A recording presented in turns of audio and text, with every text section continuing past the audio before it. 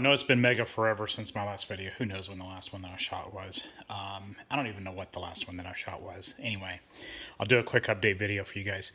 Cabin top. Cabin top still upside down.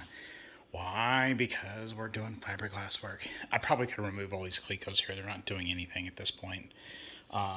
This backup rivet strip that you see here, it's so that way when you run the rivets through, so the skin goes on, if I remember correctly, it's been so long. The skin goes on top here, then the rivets go through here, through the fiberglass, and then you use this as a way to let the rivets pull, because you don't want to pull the rivets directly up against the fiberglass because it'll pull right through. So there's a backup strip there. These two strips are the same thing. One there, one over there. That's what that's for. So the overhead console is installed. It's currently covered up, so that way I don't mess it up because it's already been clear coated. Thank you to Morton Cycle Shop here locally who did that for me. And then you see this stuff. This is called Superfill. Superfill is awesome because Superfill is super sandable. It's super easy to work with, super light. It's pretty awesome. This side was basically an experiment. I didn't really need to put the Superfill on it because in this box here is my headliner. That's my headliner material. So that's what color my ceiling will be, is that light gray like that. Which brings apart a whole new question that I need to ask myself. Okay, anyway, we'll deal with that later. And then the fiberglass pieces in there. So the fiberglass pieces lay into here. The material goes on that. We'll see all that way later on from now. So what I've been working on is, let me come around here and show you. So you see how this is on a 45-degree angle here, or sorta? And I'm currently cleaning up this. See, this is a little high spot here, a little high spot here. So I need to sand this down just a little bit more, and then I'll put Superfill to just kind of make this a nice, even, flush surface. Same thing here.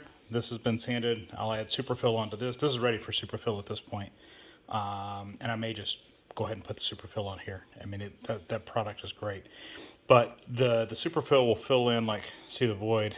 I don't know if you can see it on the camera or on the video, but you can see there's a little bit of a void there. So the Superfill will fill that in, and then when it just sands over, it'll be nice and smooth, just like a baby's butt. So door entryway, and what I'm working on right now is getting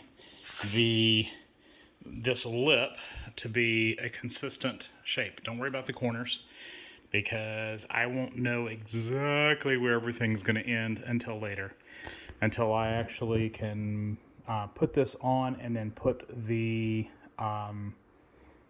interior panels, which I have. They're in the house right now, along with all the carpet. I've received all that. And when I can put that on, then I'll know exactly where it's going to end. I just put some fiberglass on it, so I can't, or not fiberglass, I just put some epoxy on it, so I can't touch it. But it all is to roughly the same size now. Close enough that you'll never notice from inside the airplane, or outside the airplane for that matter. So tomorrow, what I will probably do is I'm going to put a strip of fiberglass all the way across and over to the other side. And then let that cure up for 24 hours. Actually, it'll end up curing up for several days because I'll have to go to work. And then when I come back, then I'll put Superfill on that, start sanding that out, getting that nice and smooth. Then we'll be ready to shoot paint, which brings apart a new question. If that over there is light gray, then I can't paint this the same color that I have this, or can I? I think that's going to look stupid, so I may have to order some of the correct color of paint or choose another solution. I don't know. We will. Yeah, I hadn't even thought of this.